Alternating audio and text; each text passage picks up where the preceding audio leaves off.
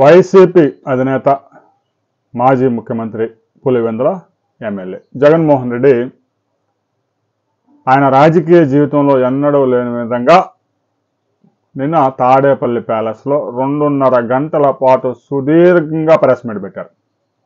సహజంగా ఆయన ప్రెస్ మీటే పెట్టరు. 2019 నుంచి 24 దాకా ఆయన ప్రెస్ మీట్ పెట్టడం అయితే నేను చూడలేదు. ముఖ్యమంత్రి కార్యాలయం నుంచి ఏదైనా రిలీజ్ చేస్తే అది పేపర్లో వేసుకోవటం, లేదంటే సిద్ధం సభలో మాట్లాడితే అది మీడియాలో వేసుకోవటం తప్ప ప్రత్యేకంగా విలేకరుని పిలిచిన సందర్భం లేదు. నిన్న అకస్మాత్తుగా విలేకరులందరికీ మెసేజ్లు వెళ్ళి మాజీ ముఖ్యమంత్రి జగన్మోహన్ రెడ్డి ప్రెస్ మీట్ అనగానే అందరూ ఆశ్చర్యం వ్యక్తం చేశారు. అసలు ఇది నిజమా అని గిల్లి చూసుకున్నారు కొంతమంది.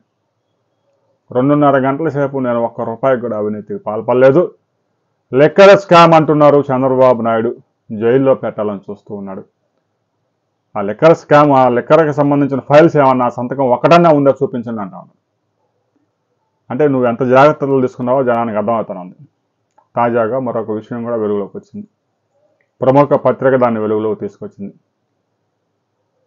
325,000 పేజీల డేటా మొత్తాన్ని ఫారిన్ నిపుణులతో, విదేశీ నిపుణులతో డిలీట్ చేయించారు బెవరేజ్ కార్పొరేషన్లో. ఎన్స్క్రిప్టెడ్ డేటాని. ఇక ఆ తర్వాత అది రికవరీ పెట్టినా కూడా రాకుండా డిలీట్ చేయించారు.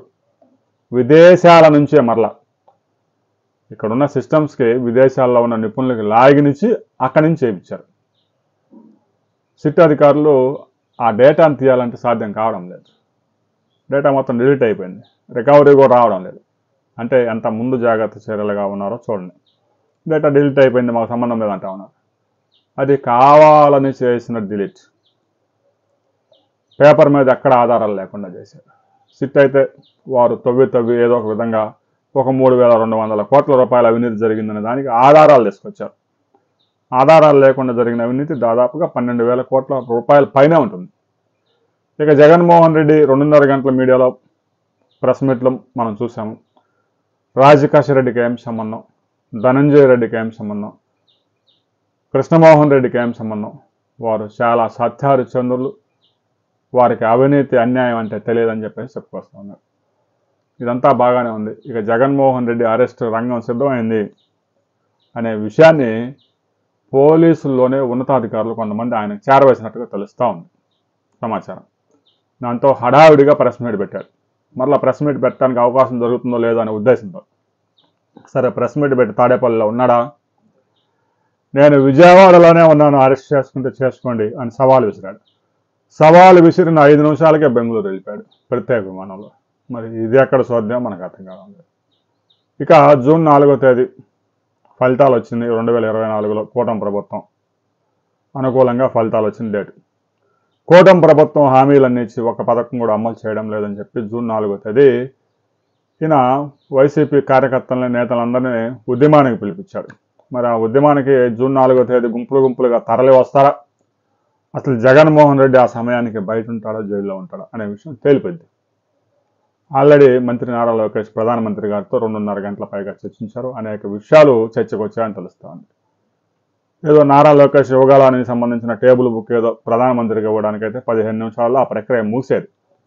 2.5 గంటల పాటు సరిహద్దుల్లో ఉద్రిక్తతలు ఉన్నా కూడా ప్రధానమంత్రి లోకేష్ మాట విన్నారు అంటే చాలా విషయాలు చర్చకు వచ్చాయి అనేది నిజం.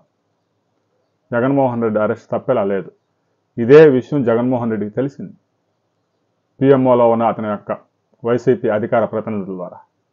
ఇక ఈరోజు ముఖ్యమంత్రి చంద్రబాబు నాయుడు కేంద్ర హోంమంత్రి అమిత్ షాని కలవబోతా ఉన్నారు, ఆల్రెడీ మాట్లాడారు. ఇక అనేక విషయాలు చర్చకు రాబోతా ఉన్నాయి. ఇవన్నీ కూడా పరిణామాలు చూస్తూ ఉంటే జగన్మోహన్ రెడ్డి అరెస్ట్కి రంగం సిద్ధమైంది అనే విషయం తేలిపోతా ఉంది. సిట్లో ఎవరిని విచారించినా మాకేం సంబంధం లేదు, మేమంతా 3% గాలం, 5% నాకు వచ్చే కమిషను, మొత్తం అక్కడికే తాడేపల్లి రోజుకి ఏ రోజు మూట ఆ రోజు వెళ్ళిపోయింది.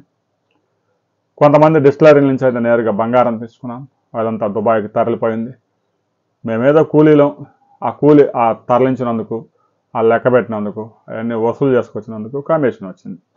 అంతేగాని మమ్మల్ని అరెస్ట్ చేసి మీరు కోర్టులో పెట్టినంత ప్రయోజనం లేదని విజయసాయి రెడ్డి చెప్పేశాడు, రాజకేశ్ రెడ్డి అదే చెప్పాడు, ధనంజయ రెడ్డి, కృష్ణమోహన్ రెడ్డి, గోవిందప్ప బాలాజీ రెడ్డి, చాణక్యరెడ్డి వీళ్ళంతా అదే చెప్తా ఉన్నారు. అసలు మనిషిని వదిలేసి ఎవడైతే మూటల మొత్తం తరలించాడో అతన్ని వదిలేసి మమ్మల్ని అరెస్ట్ చేయడం వల్ల ఉపయోగం లేదు అని స్పష్టంగా చెప్పారు.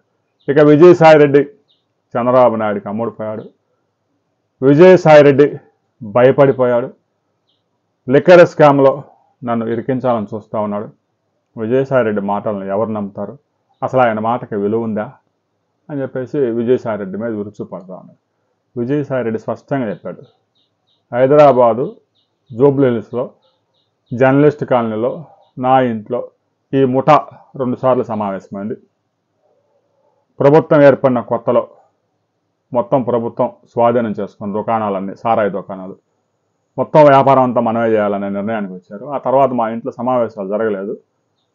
నన్ను కనుక గెలుక్కుంటే సారాయి లిక్కర్ కుంభకోణంలో అసలు డబ్బంతా ఎవరికి వెళ్ళింది అనే విషయాన్ని కూడా నేను రాబోయే రోజుల్లో చెప్తానని చెప్పి సాయిరెడ్డి కర్ణాటక వెళ్ళి వ్యవసాయం చేసుకుంటా ఉన్నాడు. ఇక జగన్మోహన్ రెడ్డి అయితే నిన్న గెలికాడు కాబట్టి సాయిరెడ్డి ఈరోజు కలుగులో నుంచి బయటకు వచ్చే అవకాశం స్పష్టంగా ఉంది. ఎందుకంటే విజయసాయిరెడ్డి సిట్ విచారణకు పిలవగానే వచ్చి వాళ్ళు అడిగిన ప్రశ్నలన్నింటికి సమాధానం చెప్పి వెళ్ళిపోతా ఉన్నాడు. విజయసాయిరెడ్డిని అరెస్ట్ చేసే ఆలోచన కూడా సిట్కి లేదు. విజయసాయిరెడ్డి ఇచ్చిన సమాచారం మేరకే దొంగలంతా దొరికారు అని పోలీసు అధికారులు చెప్తా ఉన్నారు. రాబోయే కొద్ది గంటల్లోనే విజయసాయిరెడ్డి కూడా ప్రెస్ మీట్ పెట్టే అవకాశం ఉంది. ఢిల్లీలో కూడా పరిణామాలు వేగంగా జరుగుతూ ఉన్నాయి. ఒకవైపు మంత్రి నారా లోకేష్ ప్రధానమంత్రిని కలవడం, మరొకవైపు ముఖ్యమంత్రి చంద్రబాబు నాయుడు కేంద్ర హోంమంత్రి అమిత్ షాని కలవడం, మరికొంతమంది మంత్రులను కూడా కలవడం, ఇవన్నీ పరిణామాలు చూస్తూ ఉంటే లిక్కర్ స్కామ్లో జగన్మోహన్ రెడ్డి బెంగళూరులో ఉన్న, తాడేపల్లిలో ఉన్న, ఎక్కడున్నా కూడా అరెస్టు తప్పదు. అయితే జూన్ 4వ తేదీ తర్వాత చేస్తారా, జూన్ 4వ తేదీకి ముందే చేస్తారా అనే విషయంలో కూడా కొంత క్లారిటీ రావాల్సి ఉంది. ఇప్పటికే వైసీపీ నేతలంతా మానసికంగా సిద్ధమైపోయారు. అరెస్ట్ చేసుకుంటారా, చేసుకోండి. జైల్లో పెట్టుకుంటారా, పెట్టుకోండి. కేసులు పెట్టుకుంటారా, పెట్టుకోండి అని అంబటి రాంబాబు చెప్తా ఉన్నాడు. అంబటి రాంబాబు చెప్పే చూస్తూ ఉంటే జైలు మాకు కొత్త కాదు, కేసులు మాకు కొత్త కాదు, ఇది మా వృత్తిలో భాగము అని స్పష్టంగా చెప్తా ఉన్నాడు. ఆయన వృత్తి అలాంటిది. మరి ఎన్ని వేల కోట్లు కాజేసినా కూడా సత్యహరిచంద్రులాగా మాట్లాడడమే కాకుండా అలా ప్రవర్తించడం కూడా చాలా గొప్ప విషయం, అంత సాధారణమైన విషయం ఏం కాదు. ఇక బాపట్ల మాజీ ఎంపీ నందిగం సురేష్ భార్య, ఆమె లీక్ చేసిన ఆడియో సంచలనంగా మారింది. నందిగం సురేష్ని జైల్లోనే ఉంచండి, నెక్స్ట్ ఎన్నికల్లో నేను పోటీ చేసి ఎమ్మెల్యేగా పోటీ చేసి హోంమంత్రి అవుతాను అని చెప్పుకొస్తా ఉంది. అంటే నందిగం సురేష్ బయటికి రావడం నందిగం సురేష్ భార్యకి ఇష్టం లేనట్టుగా ఉంది. ఆయన జైల్లోనే పడేస్తే ఏమో పోటీ చేయాలని చూస్తూ ఉంది. ఏమో పోటీ చేయటం, ఎమ్మెల్యే పోటీ చేయటం గెలవటమే కాదు, హోంమంత్రి కూడా. ఏమో హోంమంత్రి, మరి నందిగం సురేష్ బయటకు వస్తే ఆయన ముఖ్యమంత్రి. ఈ విధంగా వైసీపీ నాయకులు 2029లో ఎవరెవరికి ఏ పదవిని పంచుకుంటూ ఉన్నారు. మరొక ముఖ్యమైన పరిణామం కూడా జరిగింది. జగన్మోహన్ రెడ్డి జైలుకి వెళ్తే పార్టీని నడిపించేది ఎవరు అని ఒక విలేకరిని అడిగినప్పుడు జగన్మోహన్ రెడ్డి చెప్పిన సమాధానం చూస్తే జనం అంతా షాక్ కావాల్సిందే. లిక్కర్ స్కామ్లో రాబోయే 24 అవర్స్లో కీలక పరిణామాలు చోటు చేసుకోబోతా ఉన్నాయి.